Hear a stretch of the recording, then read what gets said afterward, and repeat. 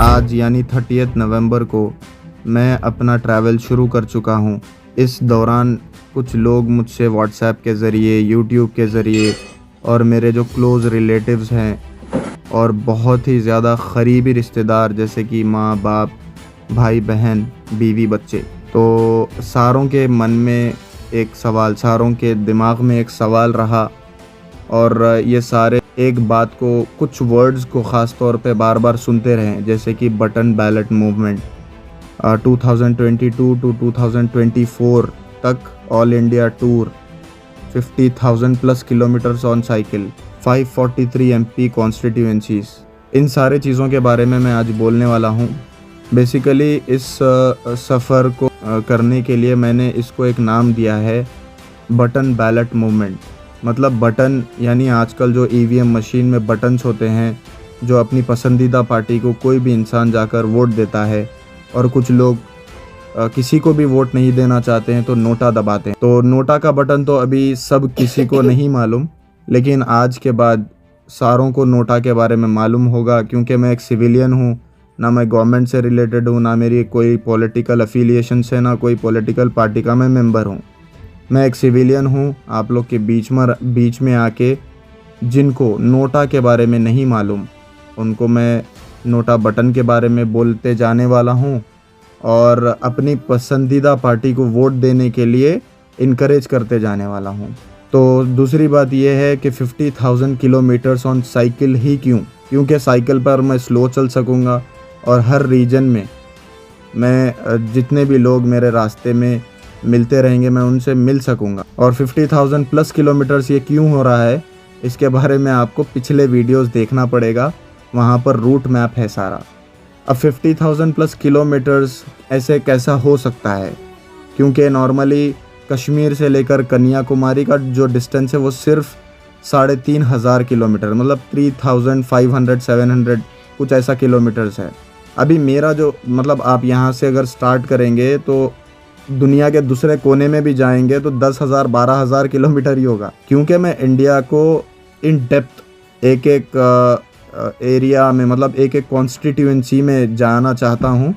तो ये रास्ता लंबा हो चुका है, इसलिए वो 50,000 किलोमीटर्स, 50,000 प्लस किलोमीटर्स है। 543 एमपी कॉन्स्टिट्यूएंसी क्या है, मतलब क्यों? क्योंकि लोकसभा के जो इलेक्शंस होते हैं वो एमपी उसमें इलेक्ट होते हैं, वो पार्लियामेंट में जाते हैं, आपके बारे में, आपके मुद्दों को उठाते हैं और आपके रीजन में, उस कॉन्स्टिट्यूएंसी में सारे डेवलपमेंट के काम होते हैं। तो 543 एमपी कॉन्स्टिट्यूएंसी से गुज़रता हुआ रास्ता मेरा है, जिसके बारे में मैं पिछले वीडियोस में बोल चुका हूँ। यहाँ पर मैंने आज सफ़र शुरू किया, मतलब ट्रैवल शुरू किया, और मुझे इतना प्यारा रिस्पांस मिला पब्लिक की तरफ से, इतने लोग मेरे से मिले और इतने लोगों ने इनकरेज किया और बहुत सपोर्ट मुझे मिला। इतना एक्सपेक्टेशन मैं आगे कर रहा था, लेकिन पहले दिन ही मुझे इतना अच्छा रिस्पांस मिला। यही मेरा फ्यूल है, आपका इनकरेजमेंट मेरा फ्यूल है, आपका इनकरेजमेंट मेरी फंडिंग है।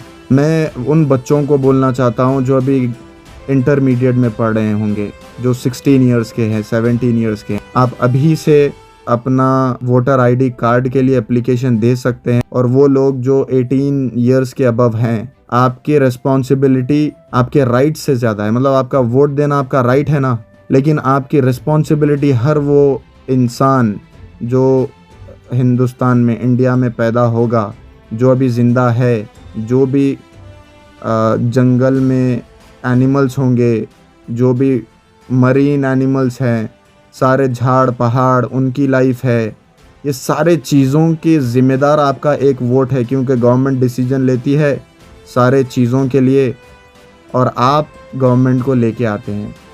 तो यहाँ पर हम किसी के ख़िलाफ़ है नहीं, मैं सिर्फ ये बोल रहा हूँ कि आपको जाकर या तो नोटा बटन दबाना है। नोटा मतलब आप किसी को नहीं पसंद करते तो आप जाइए, नोटा दबाइए, आपका रिकॉर्ड रहेगा। और अगर आपको जो भी पार्टी पसंद है, जो भी पार्टी, आपकी पार्टी, आप उसको वोट डालें। इंडिया में जितने एलिजिबल लोग हैं, 18 प्लस, एवरीवन शुड वोट। आपको पार्टी को वोट नहीं देना है, आप किसी को नहीं देना चाहते हैं, आप जाके नोटा दबाइए, वो रिकॉर्ड होगा और उसका बहुत बड़ा असर होता है अपनी जगह। और अगर आपको अपनी पार्टी के बारे में मालूम है, लोगों को बोलिए, प्रचार करिए, एक्सप्लेन करिए आपकी पार्टी क्या फ़ायदा कर सकती है इस कंट्री का, और उसको वोट दिलाइए। लेकिन वोट सब डालिए। सबसे इम्पोर्टेंट बात मैं आपको यहाँ पर ये करना चाहता हूँ कि मैं किसी भी पॉलिटिकल पार्टी के ना खिलाफ हूँ, मतलब ना मैं अगेंस्ट हूँ, ना मैं किसी पार्टी के साथ हूँ, मतलब किसी पार्टी के फेवर में भी नहीं हूँ। लेकिन मैं हर पार्टी को, एवरी पार्टी, जो भी पार्टी होगी उसका एक मेंबर तो उसको चाहने वाला होगा ना।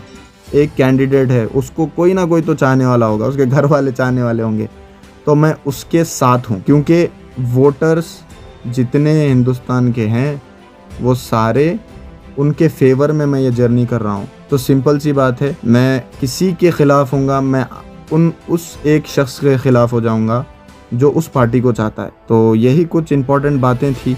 और इस जर्नी में जिसको भी कंसर्न है ये क्या है एंड ऑल, तो आपको सिर्फ इतना जानना चाहिए कि हर किसी का अपना एक माइंडसेट होता है, हर किसी का अपना एक प्रोफेशन होता है, एक नॉलेज होती है और उसकी एक्सपर्टीज़ होती है। तो आपको ज़्यादा परेशान होने की ज़रूरत नहीं है। ख़ास तौर पे जो बहुत ही क्लोज़ रिलेटिव्स हैं, मैं उनसे हम्बली कहना चाहता हूँ कि आप सिर्फ अपने दुआओं में याद रखिए और सारी चीज़ें आसानी के साथ हो जाएंगी।